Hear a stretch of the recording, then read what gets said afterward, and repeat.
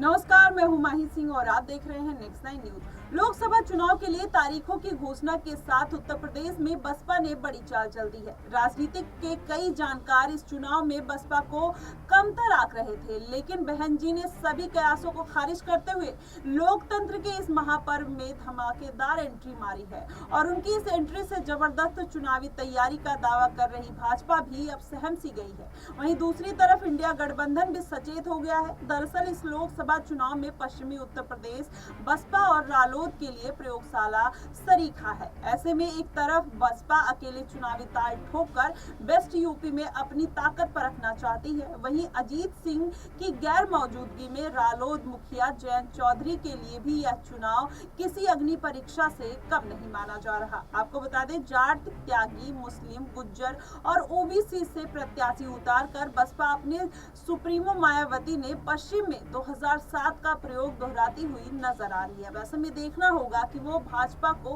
करारा मात भी दे सकती है। वहीं इसी प्रयोग के सहारे 2007 में अपने दम पर यूपी की सत्ता में उन्होंने फतेह हासिल की थी और सियासी गलियारों में हलचल चुनावी पगडंडी पर अभी तक उदासीन सी दिखाई दे रही है।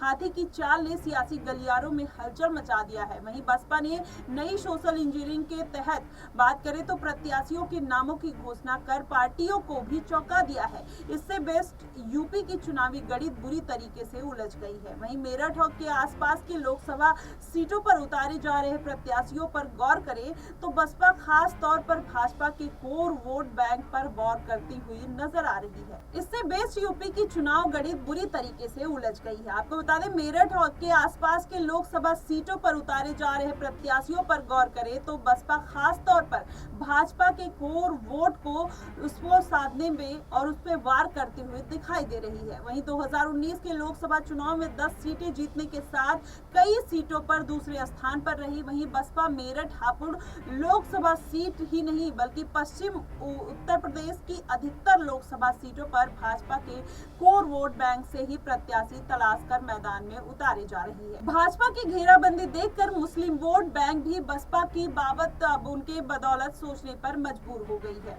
ऐसे में इसके मद्देनजर इंडिया गठबंधन के रणनीतिकार भी अलर्ट मोड पर आ गए हैं। वहीं बसपा की सोशल इंजीनियरिंग की बात करें तो जहां मेरठ से उसने भाजपा के कोर वोट बैंक रहे त्यागी समाज के देवव्रत त्यागी को प्रत्याशी बनाया है, वहीं बिजनौर से जाट समाज के चौहान विजेंद्र सिंह को मैदान में उतार दिया है। वहीं सहारनपुर के माजिद अली और अमरोहा से मुजाहिद मुस्लिम को प्रत्याशी बना दिया है। ऐसे में बागपत में गुज्जर, दलित, मुस्लिम, अति पिछड़ों के साधने का जो प्लान है वो कहीं ना कहीं दिखाई देता हुआ नजर आ रहा है। वहीं मुजफ्फरनगर ने पार्टी दारा सिंह प्रजापति को मैदान में उतारकर राजनीति का रुख बदल दिया है। पार्टी ने नगीना सांसद रहे गिरीश चंद को बुलंदशहर सीट से मैदान में उतारा है और बसपा कैराना लोकसभा सीट से सैनी को प्रत्याशी बनाने की तैयारी में है। कुल मिलाकर बसपा ने एससी, मुस्लिम, जाट, सैनी, प्रजापति, त्यागी, गुज्जर जाति के प्रत्याशियों को चुनाव मैदान में उतारकर बड़े वोट को सेध लगाने की तैयारी कर ली है। वहीं वेस्ट यूपी में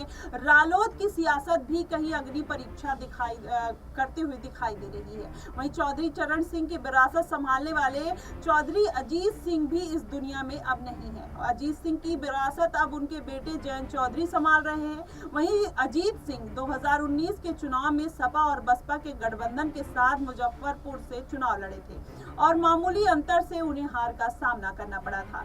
जयंत चौधरी के लिए यह चुनाव किसी अग्नि परीक्षा से कम नहीं है। अब ऐसे में देखना होगा कि मायावती जिस तरीके से मुश्किलें खड़ी करती हुई नजर आ रही है भाजपा, सपा, इंडिया गठबंधन और एनडीए गठबंधन के लिए, तो ऐसे में मायावती की आगे की रणनीति क्या होने वाली है ये आने वाले समय में पता चलेगा। फिलहाल आपकी इस पे क्या प्रतिक्रिया है कि मायावती सबको मात देते हुए नजर आएंगी या फिर वो कहीं ना कहीं खुद मात खाते हुए नजर आएंगे? आप हमें कमेंट सेक्शन में जरूर बताइएगा। फिलहाल के लिए बस इतना ही। देश और दुनिया की तमाम खबरों के लिए हमारे साथ बने रहिए नेक्स्ट 9।